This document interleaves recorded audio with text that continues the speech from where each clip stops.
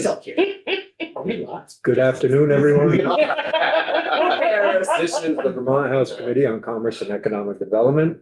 It is Tuesday, March 31st, 2026 at 1:10 in the afternoon. And we are here to start our journey on S 327, which is the Economic Development Bill that was sent to us from the Senate. So we have Chair of Senate Economic Development with us, Senator Clarkson. Good afternoon, Senator. Thank you for joining us. It is a joy to be in this committee. I love this. I love this end of the second floor. Spend a lot of time here. Allison Clarkson, Chair of Senate Economic Development, Housing and General Affairs. I would like to pass out the actual bill that we passed out of our committee that was pretty much fully gutted by Senate appropriations. So I'd just like to have you see where the bill that we actually passed, not the bill that you got. I think that's a fair thing. As much as I appreciate our appropriations work, and it was interesting. I think Rick and I learned a lesson, which is all of the appropriations need to go in an appropriations section and not embedded in the language of the bill. So as you do this, I give you fair warning. So yeah, that was the mistake we made, but anyway, that's why we're passing out the bill we passed it out of our committee. This bill, this is more, I wouldn't say this was our most exciting economic development bill. It builds on a lot of the things we've worked on before. It really it really tries to further support key services and resources that our small businesses have come to really rely on. And we chose 4 of them to further invest in, because as you all know, and you don't need to know from me, it's a very tight budget year. So we were really trying to be cognizant of the supports. But this further invests in our downtown and village centers. It provides support, technical assistance, and incentives for Vermont businesses of all sizes and through all stages of development. And this is work Abby. Where is Abby? I'm behind you on the screen. I am here. I'm so glad you have my back. I always have my back. Well, there's a piece of this bill that is, I hope, near and dear to her heart. So this bill, we chose to invest further in our downtown and village centers in supporting key resources for businesses that you'll see that rely on legal, technical, managerial advice and expertise in different forms of expertise. It invests further in continued support of our international trade office in Montreal, although we really want to push for more representation in Taiwan. We have a sister state that is really ready to work with us much more fully than we are working with them. And we chose not to spend more money on that this year, but we really are asking Tim and the Office of Economic Development, the Department of Economic Development, to really figure out how we can best resource a representative in Taiwan so that we can both encourage investment in Taiwan, Vermont investment in Taiwan, which we have some, but not much. And in some ways, more importantly, how can we have a representative who can funnel Taiwanese investments into Vermont businesses? They, as you probably know, because you may have heard from the Taiwanese delegation, I think they allocated $25 billion for investment in the States. And we need somebody whose hand is up saying, yes, over here we have 3 or 4. Not every business in Vermont is going to be right for that, but certainly Beta, for example. Yeah, we have Beta right over here. We'd love to have you invest right over here. So we're in need of that. We also, there's no chance. I mean, we continue to be the champions for brownfield cleanup. A lot of our economic development cannot occur until we do our brownfield cleanup. And the governor put no money this year in brownfield cleanup. So the first time ever I've seen a budget with no brownfield cleanup money in it. It's essential to doing anything else we want to do, whether it's housing or any economic development in our downtowns. And Abby and I are very excited about the section that sets up that the Department of Economic Development has taken on, which is looking, it's a study, it's more than a study, it's really identifying the stages of development that our companies grow through, whether startup, early stage, maturing, mature. What resources we want them to do an inventory of all the resources we offer in this state, both in and out of state government. What resources do we already offer them? Legal, technical, all sorts of advice to counsel. What are we not offering them? Where are we what are we not doing? And why do so few businesses take advantage of these incredible resources we have? So how can we better market and promote them? Which is a big challenge, because we don't do a particularly good job on that. And it also continues to support our convention center task force that has not completed its work. So we add additional 8 meetings for them to continue that that work. So the downtown and village tax credits, you don't need me to sell you on this program. It's one of our best return on investments. We get like 17 to 1. And we love this program. It's always oversubscribed. It never has enough money. I would rather have put in 5 million, but my committee ended up landing on 4. And then the governor, I think, still has 3, which he's had for the last several years. And there was a big push out. Hopefully you support the miscellaneous tax. Over. I haven't gotten to it yet, but that 17-page law report that Charlie gave you, There's 64 sections. an additional 1 million for downtown tax credit. That would be landing where we landed. 4 million. Okay, so we ended up with 4 million. It's one of the key, we didn't create much new here, but we sure did support what works well. And I think that's what we have to really, in this type of here, do better, which is support the things that really work well and support them better. So that's section 2. Section 3 is the sort of key support for key resources and technical assistance and legal assistance to our businesses. As you all know, 93, you have Abby on this committee, so you don't need me, but you have 93% of all Vermont businesses considered small, employing less than 20 people. You all know this. There are roughly 27,000 businesses that fit this profile, and they employ over 22,000 people, and they support about $1.3 billion in wages. Most of the businesses are the lifeblood of our communities, and they have all benefited from the resources that we've identified here and many other resources that we felt these were sort of the key ones. We have a micro business which supports low income Vermonters trying to have a leg up. And I can remember when Patty and I go back to our class of 05, which Mike and I are members of. And Patty Conlon was a member of that class. And I asked Patty, why was she a Republican? And she said, because I believe in giving people a hand up and not a handout. And the micro business support is such a handout because it enables low income people. Our wonderful community action programs educate people about how to manage their money, and then they enable them to start the businesses of their dreams. Switchback, as we know, is a poster child for this program, but there are a gazillion lawn service companies, sewing businesses, home care businesses. There are a bunch of businesses that have been started that are small that we're all dependent on, came out of micro business. So we support low income Vermonters with micro business. We support businesses that need legal advice. Too few of our businesses, they get into really hot water because they haven't gotten good legal advice from the get-go, and they haven't figured out how to form or what's the right legal formation for them to be adopting. So we give the Vermont Legal Center, Small Business Legal Center, money, or at least we tried to until it was cut. We also give, of course, the backbone of our support for small businesses is a Vermont Small Business Development Center. Linda Rossi does such a great job, and that's an essential business. And then, of course, our Vermont Professionals of Color, which we had thought they were included in the budget. They are not. That was a residual piece of granting money out. It wasn't money for them.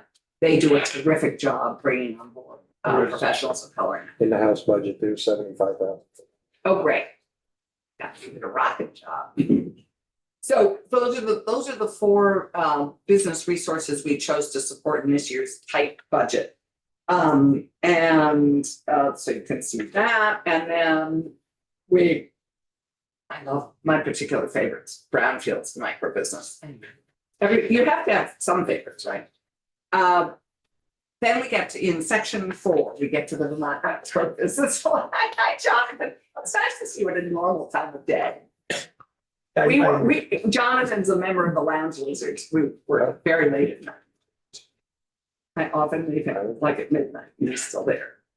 The Outdoor Rec Business Alliance this year came to us with a very specific request asking for $200,000 to do an economic impact study. They want to better understand pretty much almost every aspect of what affects their business. They want they want this to be an investment tool guide for themselves. They want to be able to know where to better invest. Should we be investing more in resiliency? Should we be investing more in local economies? They're looking at future investments that will be most valuable by analyzing the benefits to Vermont's local economies, the risk factors facing this sector, strategic issues, or investments that support growth and increase resiliency. Stewardship, I mean, for example, the whole issue of public-private land. So many of our trails are on private land. How do we do a better job and consistent job of keeping them and satisfying their needs too? So that's an economic development impact and economic impact study that they're very keen on having. And given that this is a sector that is just growing like topsy, I mean, it's, as you know, grown to about a $2.1 billion sector. It's an important sector for us to be supporting. The international trade, I've already talked to you about that, section 5. And that is in the House budget as well, At 150 or more with, 150. okay, yeah, same. We tried for an extra some. So we were gonna ask for another 75 for Taiwan, and then we really thought, Lyle and Tim need to get us a really strong proposal on that for next year. And I think they will, because there's a lot at stake with it. Section 6 is the brownfield cleanup money. We put in $3 million for that. It's critically important for us to be cleaning up our brownfields. Why am I now so out of sync with myself? And so you've got that. Section 7 is the business resources and growth inventory and study, which Lyle Jepson, our new Commissioner of Economic Development, has put his hand up and said, I'd like our office to do this. This is important for us. And so they have taken on this work, which you can see, but they're really going to be doing the inventory of resources, what isn't there, what do we need, how can we better market our resources, how can we better serve business in all stages of development here in Vermont. And they will be, continuing to work on exploring succession planning, identifying additional resources and capital access opportunities, the whole range. And I'm looking forward to seeing the results of their work. Section 8 is what I've already mentioned, the convention center continuing the task force's work. I'm going to be very keen to see what they come up with, because it continues to be something that our chamber in particular, and lots of business aspects in Vermont are very keen on our having a convention center and a bigger performance space of a performance venue, which sort of goes into your ticketing bill. Thank you for your ticketing bill. We're having fun with it already. Section 9. Okay. The Senate has gotten this over the line at least 5 years in a row. I am charging the House with doing the same thing, which is repealing the veggie sunset. You can do it, Mark. What's sunset? I know. The sunset. Vermont Well- Economic Development Center. Sorry. The Yeah, Vermont okay. Economic Growth Incentive, and we, anyway, the House has more reluctance than the Senate does in repealing that. And section 10 is near and dear, I think, to Abby and my heart, which is, as you all know, actually, some of you were new to Montpelier, but we used to have here in Montpelier, our New England Culinary Institute, which not only educated and built our pipeline of really strong chefs, sous chefs, and all sorts of restaurant-related expertise, but it also had, I think at one point, 3 restaurants and most of our lifetime, 2 main restaurants and bakeries, the La Brioche and Main Street. And we are missing them terribly here. But more importantly, the state is missing a workforce pipeline in the culinary arena, which is a critically important part of our tourism sector. And so this is a study work that is being convened by our newly formed Office of Workforce Strategy and Development to really get that convene that conversation. And they're going to they're going to consult with all the stakeholders and try and figure out how we can establish a new culinary institute. It may need to be done in phases. It can use all our incredible culinary CTE centers. There are all sorts of exciting ways we could be doing this. But we desperately need to reestablish a culinary institute. We need to bring people into Vermont to train, and we need to train Vermonters. Right now, our culinary CTE students don't have a place in state that they can go. They have to go to the Adirondacks or to Queensburg, or they have to go to Johnson Wales. Wherever they go, they're going out of state. We want to keep them here. We want more people to, and it obviously, as you know, perfectly complements our specialty food sector and our farm to plate work. And I don't need to say on this. Wasn't that nationally recognized? Yes. Good point. We would hope our Vermont Culinary Institute would be as well. Right, Abby? Yes. David Weeks was the report, Rutland County. So this is a Rutland County request. And it really is, we stole it from transportation because it really is an economic corridor, the corridor between Burlington and New York State. 22A. 22A is in terrible shape. Yes. We have confirmation here. I have Rutland on my left. And so it charges the Vermont Association of Planners and Development Agencies to study how best to connect the persons and economies of Vermont and New York, and to come up with some long-term and some short-term and long-term solutions to what we do with this road, which is such an important corridor for trucks and people, for commerce and people both. And sometimes people are coming. So it brings that it's a study, and hopefully they will come back to us with some recommendations of what we can do long term, because it's a hazard, that road. So we heard from over 30 people. We get you the list. It's not a huge economic development bill, but it's one you can build on, and we hope you will. And we also hope you'll support the initiatives that we've included here. We hope that these efforts help our people and our businesses and grow and flourish, and what's good for Vermont's economy is good for all of us. So with that, I wish you well, and thank you for taking it up. Thank you, Madam Chair. Any other, But we will be sending you back some pennies. some what? Pennies. Pennies. I don't want pennies, I want quarters. That would be rounding up too far. Pennies, what pennies? We're not even be able to make pennies a little bit. That's actually, there'll be something in there for you on pennies. Oh, you are really setting, that's right, you mentioned this. Let's just say we're gonna get nickel and dimed. We'd like your 2 cents worth. Oh, man. Well, I could see that the cabaret act for Congress, I could just feel it developing here. Anyway, thank you. Thank you for being such good partners on economic development.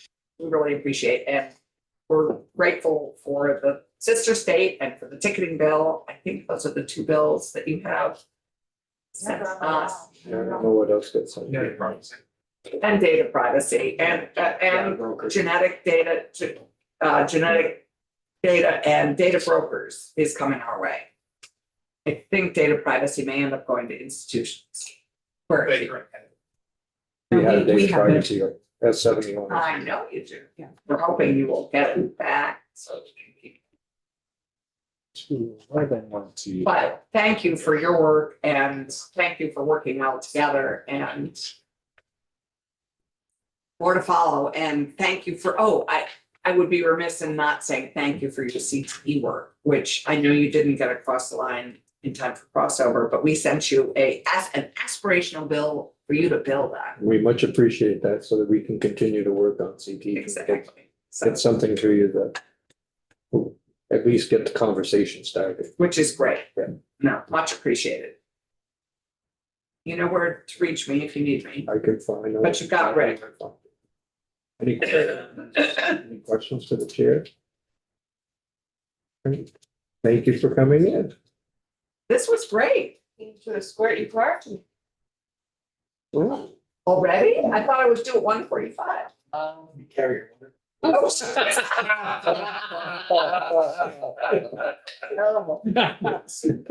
we don't have. Okay, I've warmed this up for you, Rick. Thank you. Thank you all. Really appreciate you taking the time with this. Thank you.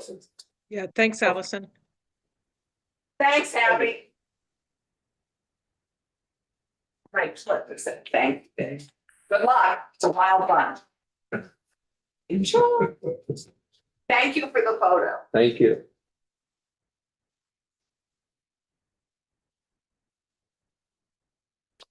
Good afternoon. Good afternoon. Right. Rick Sagel with the Office of Legislative Counsel.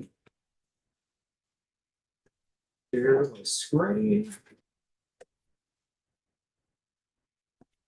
Well, we got a good walkthrough from Senator Clarkson. What can I do for the committee? Shall I go through? I think maybe go through the bill has passed the Senate would be Okay, helpful for the committee to know exactly what we are looking at and what we're not looking okay, this is 327 as passed by the Senate. What this eventually passed is 3 studies and the veggie repeal, sunset repeal. That's kind of the way I think about it, is all and the purpose statement, which doesn't match the bill. I asked members they wanted to change that, their purpose to reflect what came out of the Senate. They didn't want to. So the purpose does not reflect a lot of what's in the bill. The first paragraph the bill does not do that. So just kind of some background there. So 3 studies and the veggie repeal. I'll show you, there's the purpose statement. It's the same as what Senator Clarkson just showed you. It's really the second sentence is what the act does. It has those 3 studies. Section 2 was the small business appropriation. Section 3.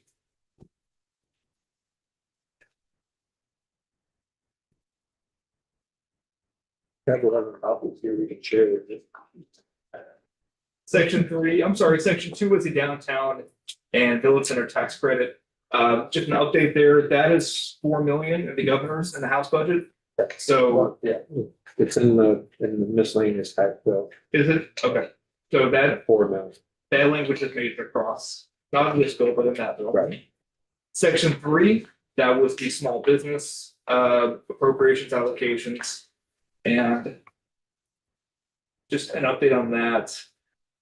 This is from Pat Tiverton, just want to show you a couple things. This 388 is in the House budget for the Small Business Development Center. This 493 is in the House budget for the Micro Business Development Program. And I think it's 75 for the Yes. professionals color. Yes, And then 154 trade division. yes. there's no money for brownfield. Senator Clark said there's 3 million. There's no money to my knowledge. So I just want to correct that. Okay, section 4 was the VOREC, the outdoor recreation economic collaborative. There was 500,000 in the House budget, that's base budget funds. This bill would have added 200 for a study that was removed. The BORAC funds that are house budget are one-time dollars. Know that we. They were one time. We had recommended that they put it into base. Section 6 of 5 is the trade division. The 150 is in the House budget, as was in the Senate bill. Section 6, that was the brownfields. 3 million was to be appropriated. It was removed from the bill. Okay, section 7 is the business growth and development study. This is a study that the Commissioner of Economic Development will take on in consultation with stakeholders for the purpose of determining how the state can better enable and support the growth of Vermont businesses. Really, without reading the whole thing, they are going to create an inventory of resources that businesses can use to grow and develop that can be utilized in the state. They will determine how to improve succession planning for mature businesses, identify what resources are available to businesses to access capital, determine the state of capital access opportunities, including the investment environment in New England and Vermont, availability of tax credits to leverage private capital, and requirements to maintain Vermont Tech Hub designation. They'll also identify investor education opportunities for high net worth individuals interested in investing in Vermont businesses. So this report is due December 15th, 2026. They will send a report to this committee and the Senate Economic Development Committee. Okay, section 8 was the Convention Center Task Force, which you all created last year. Their bill, as it went through their committee, would have increased the meetings from 8 to 14 to give them roughly 6 more meetings. And also add the president of UVM to the task force. Because that had an appropriation that was removed by the Senate. So that task force still exists, but they can't meet and get per diem because they've met already 8 times. So it would have gone from 8 to 14 meetings and adding the president of UVM to the task force. Sorry, they can still meet, there just aren't any per diems. Correct. They met 6 times. So And then they're gonna, so they wanna meet 8 more. Or that was. the bill would have made it 14. So however many Right. times it met, Yeah, so it would have been proposition would be more. right. But it didn't extend the report date. It didn't extend the termination of the task force date. So those, I think, the end of this year is when they were set to expire. We can have that conversation with our appropriation committee to see what they're thinking. And it wasn't a reflection of the policy that the appropriations committee said whatever is going to cost money, we have to strike it. Truthfully, they didn't have a budget to work on, so makes it difficult for them to. If they put money into something, they don't have a budget to work. Section 9, state of the bill. This is the veggie sunset repeal. So we haven't talked a lot about veggie in this committee. It is the Vermont Employment Incentive Growth Program, not the economic. I trip up the same way as most people do. The Vermont Economic Employment, I'm sorry, I just said it again. Vermont Employment Growth Incentive. So you can see here that the veggie program has been set to repeal several times over the past 10 years. And occasionally, General Assembly kind of pushes back that date. The current sunset is January 1, 2027. So if you don't act in this session, it's not going to go away. But what this language says is they shall not accept VEPSI, shall not accept or approve an application for veggie. So current awardees will keep getting their awards, but they want to new applications. and the program would eventually cease to really function. So you can repeal the sunset, which means this would live on indefinitely. You could further push back the date to whatever date you think is the best policy-wise. Okay, we'll be hearing from Jess Hartley, the more veggie program and the sun and repealing the sunset. She's also gonna give us a little update on the chip program as well tomorrow. Okay, section 10, I think Senator Clarkson explained the Culinary Institute study quite well. That is in the bill. It's a study. It is cost neutral. There's no appropriation for the study. Section 11 is the Route 22A study that Senator Clarkson mentioned about Senator Weeks. That was his bill originally that we put in this bill as a study. And I do want to give you kind of what they're looking at. It's not just 22A, but one of their tasks is to look at 22A, the current and projected usage and condition of the road, the rate and severity of accidents on the road, options available to improve the integrity of the road and the flow of traffic and safety of the road. Is 22A completely in Vermont? I don't know. This piece they're talking about here, I'm assuming it's the piece from Fairhaven.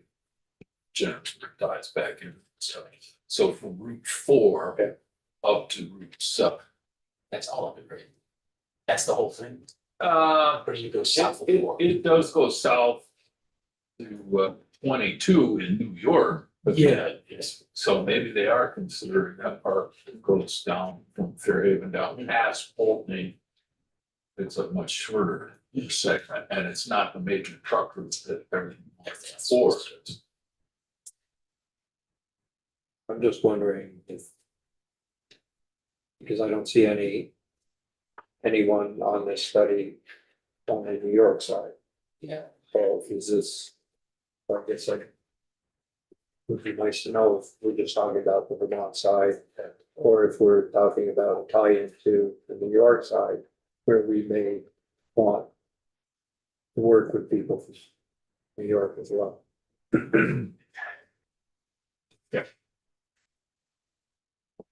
It does say Vermont, Route 22A, Yeah, maybe. but I'm wondering if there's more to it than I really don't. Yeah, I know. Section 2. Yeah, so section 2 or subdivision 2, a potential route for a new limited access highway to connect Burlington to Interstate 87 in New York and estimated costs associated with constructing such a route.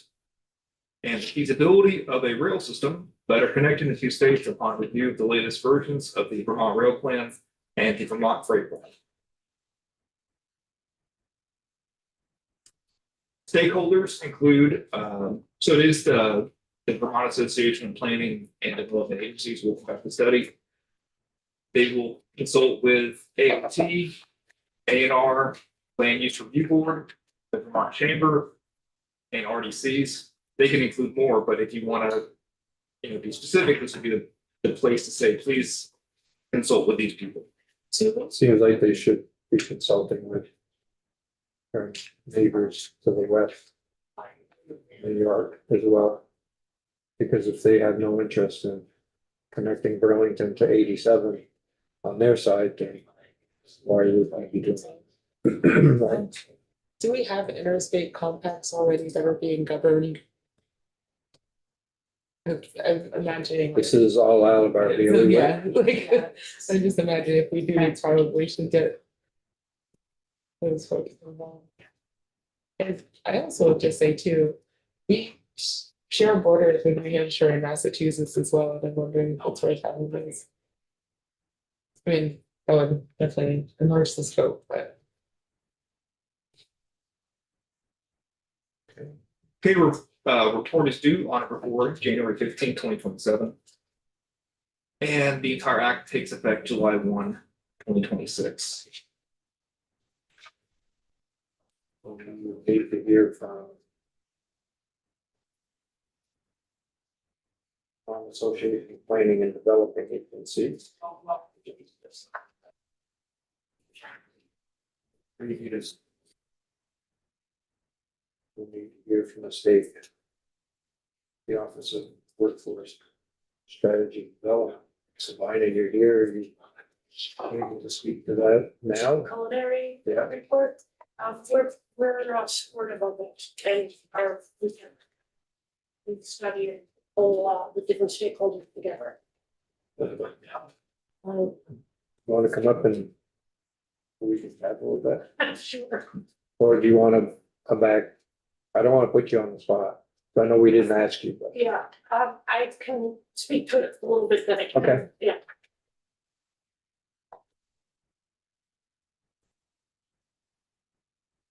And hello, for the record, I'm Sabina Haskell, Office of Workforce Strategy and Development.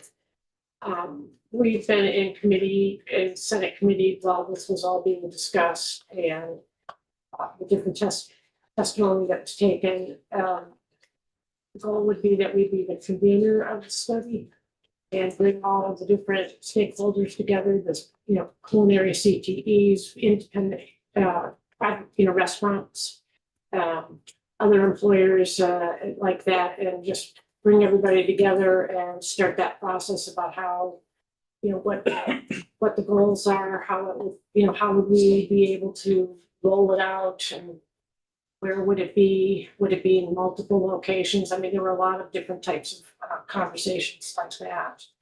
But I think we felt like we could be the home of it while it starts in, in the summer through the winter. Yeah. just wondering. If, number one, you're only been in office for a year. You have a lot of things that are going on right now. And whether or not this puts too much on your plate as you're just starting. Yeah. And trying to understand how the Office of Workforce Strategy and Development, you're working on workforce, and this is for creating a school. And I think it would take a direction once people start coming together and talking about how it would roll out. But as we all know, hospitality and leisure is one of our top 5 sectors in the state. And there's been a lot of conversations, I'm not recalling at the moment, but the people who are studying this, they leave the state and they don't come back. And if we had something that we could keep them here, that would be, really wonderful, like we used to. I worry for the 2-person office. But I don't want to overwhelm you and Drake. Yeah. Because you have a lot of other duties that you need Yes. to see. And I'm wondering if there's someone else that would be better equipped to do. The convening. I'm not gonna say we don't have full plates, because we do, as you know, and, That's what concerns me. yeah. But we, I think the idea is good. I think we should look at it. I don't know that you're the right place, you're the right convener. So maybe State college, maybe. we should think about that.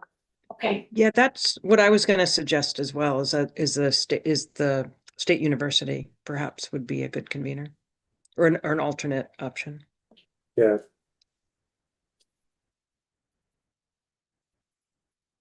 I have so many questions about this one. Necky was a for-profit company that went out of business. I just have a lot of questions about putting state resources into something like this. I think we'll have to talk to the state college. The university.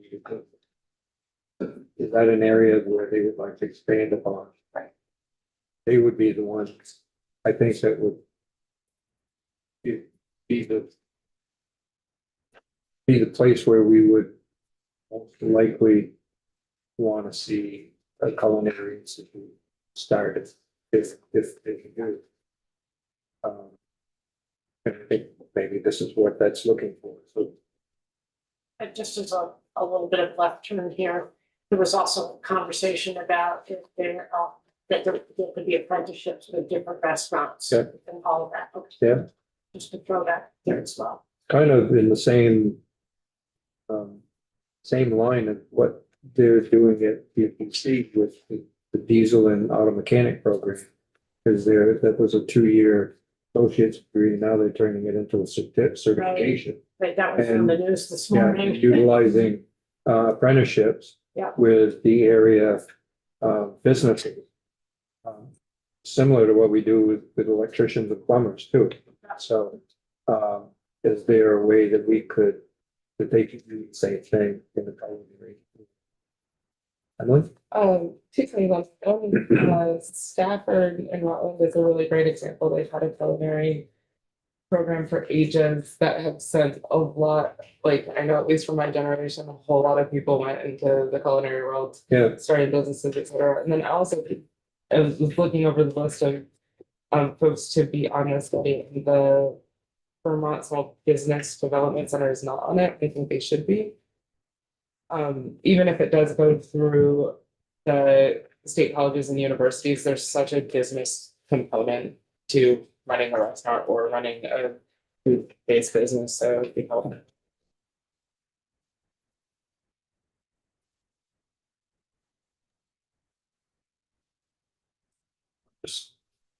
and I'll make sure that on that economic development, you did not bring up not wanting to do this. Don't worry. Right, Okay, thank you. this is just, when I'm looking at it, it really, I'm just concerned Mhm. for your office, that it's brand new. I don't want to put more. Also, yeah. They're on. Understood. Yeah. And I know Drake will be in committee tomorrow. Yeah. So, yeah. We can continue chatting about that. Mhm. Okay. You done with it? I'll move back over here. I think so. I think that's all we have lined up for today. Abby, you got a question? Oh, it was really just a comment, kind of continuing on what you were talking about Yeah. with the Culinary Institute idea, which is, I mean, I think the reason for-profit culinary institutes, across the country have failed in the past number of years is because the economics really aren't there. I mean, you can't be a culinary student and pay private school prices based on what the jobs are coming out. The value proposition's not there. I do think that the idea of a culinary program that is also essentially it's a adult CT, whether it's adult CTE, it's CTE, it's adult Yeah. CTE, potentially certificate, it's really I don't feel like it's a standalone thing. It's like, but I do like the idea of exploring how we can expand affordable training opportunities for students and adults as well. So anyway, just a thought. I'm going to be thinking about what that study would look like. Yep. Okay. All right. There will be some language in there that you'll see tomorrow, that I've asked Rick to draft. It's on the, Reddit. Regional, Infrastructure development. Developments, yeah. Regional infrastructure. rural industry development grant Yeah. program. That was a program that I don't know if I think. Something that we started, I think, 23, $5 million in there. And it was basically for the RDCs that have, industrial parks. You would be able to, access this $5 million, as part of their, portfolio and trying to build spec buildings and industrial parks and sell them. So they could get 20% of to 20% of the cost through this program. And they wouldn't have to be a revolving fund, but they wouldn't have to pay it back until they sold the building. So right now there's, I think, half of the money has been allocated, 4 different projects.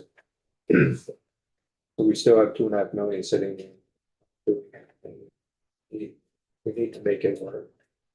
There's proposition that'll be bringing, that we'll look at tomorrow, that would turn it into a grant program 50% instead of 20%.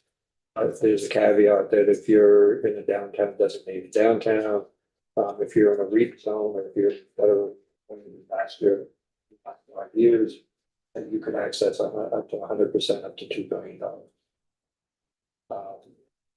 So this would help. There's a couple of communities that I can think of right now that it could help. Reports one failures the other. And would it still stay focused on the warehouse? No. Thing? Okay, so the So we use would is expand the different. use, so it could be then, could be used for commercial property, Okay, could be used for residential housing. Yeah. But it's in a designated downtown too, so. Yeah. So we'll look at that tomorrow. Have everybody take a look at it and start thinking about that. We'll hear from the people. I don't really have anything else. I thought we'd go a little long. So remember 2:45, are we back in here? Edie? Yes, we are meeting here at 2:45 with the Taiwan delegation. Yep. So I think that's it for us for today until, so for now until 2:45. We got it. Here from the Taiwan delegation. And then we'll go out. So, any questions, committee? Okay, so we'll go off live and we'll be back at 2:45.